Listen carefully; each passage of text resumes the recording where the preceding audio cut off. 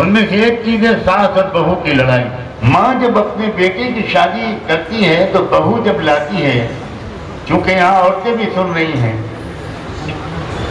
तब तो वो बहुत तारीफें करती है सबसे अपनी बहू की। अरे ऐसी बहू ढूंढ के लाई हूं जो बंबई के फिल्मी अदाकारों के पास भी नहीं। मेरी बहू की नाक कैसी है, मेरे बहू के होंठ ऐसे हैं, मेरी बहू की आंखें ऐसी हैं, मेरी बहू की उंगलियां लखनऊ की ककड़ी की तरह हैं।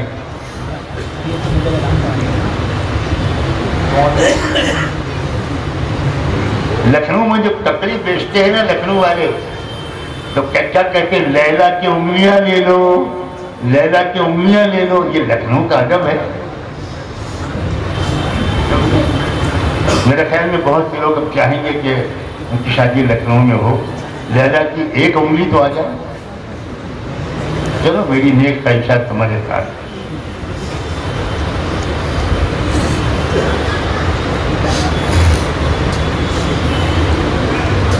लेकिन एक हफ्ता 10 दिन 15 दिन वो बहू गुजारती है कि अब यूं समझो कि ऐसी लड़ाई दोनों में शुरू होती है जैसे बिहार में भाजपा की और जेडीयू और आरजेडी, एक रूलिंग पार्टी एक अपोजिशन पार्टी। अब तक रूलिंग पार्टी थी, उसकी सरकार चलती थी, घर पर उसकी हुकूमत चलती थी। अब उसको गुस्सा आना शुरू हुआ कि ये कमबख्त बहू, ये चाबी ले ली इसने अलमारी की। अच्छा ये सत्ता पलटने आई है। मैं भी बिहार की राजनीति को जानती हूँ। मैं बताऊंगी बहू को, बहू के तो बाल अभी काले हैं, मेरे बाल तो इसी राजनीति में सफेद हुए हैं। ये सास का डायलॉग था। अब दोनों के दरमियान महाभारत शुरू हो, और इस महाभारत के दरमियान वो शौहर जो है वो मुनक्के की तरफ खिंचता है बेचारा। वो बीवी का ख्याल रखता है तो अम्मा नाराज, और अम्मा का कहना मानता है तो दुल्हन रूठ गई, और बीवी रूठ गई तो गोया दुनिया गई।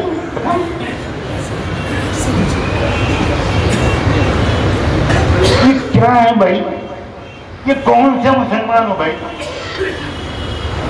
1.25 लाख सहाबा थे, 1,24,000 25,000 जब अल्लाह के रसूल सल्लल्लाहु अलैहि वसल्लम उनके हवाले अमानत करके अल्लाह के पास गए थे।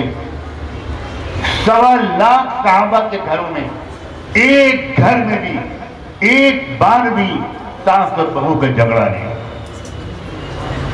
एक बार भी नंद और भावत का झगड़ा नहीं। इसलिए तो मुसलमान थे, हम नहीं हैं मुसलमान।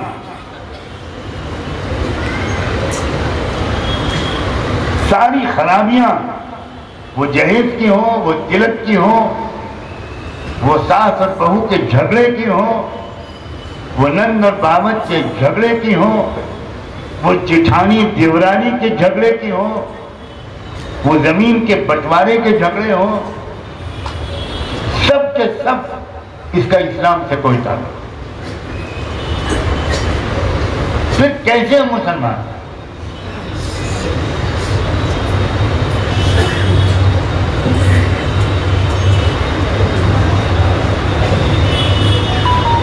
अपनी बेटियों को हया और पर्दा सिखाइए, शर्म हया और पर्दा हिजाब सिखाइए। अजीब बात है, एक तरफ वो लड़कियां हैं जो कॉलेज और यूनिवर्सिटी में पढ़ती हैं और दुश्मन के गुंडे उन लड़कियों के सर से हिजाब नोच रहे हैं, उनको मार रहे हैं, उनके पीछे गुंडों का गोल नारे लगा रहा है, और वो लड़की हिजाब उतारने पर तैयार नहीं है, वो लड़की बुर्का छोड़ने पर तैयार नहीं है। और एक तरफ हमारे बहुत से इलाकों के समाज में बुर्का, पर्दा, हिजाब बहुत कम लोग जानते हैं। बहुत कम घरों की औरतें हिजाब और हया जानती हैं।